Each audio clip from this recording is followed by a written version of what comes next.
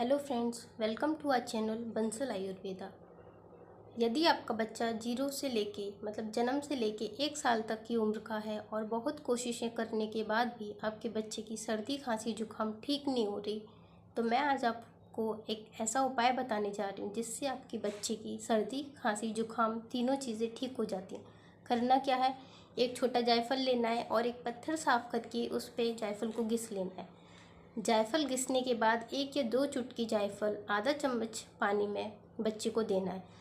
यदि आप डेली ऐसा करती हैं तो आप देखेंगी कि बच्चे की सर्दी खांसी जुकाम ठीक हो जाती है और उसको भविष्य में खांसी होने की संभावनाएं भी बहुत कम हो जाती हैं। धन्यवाद।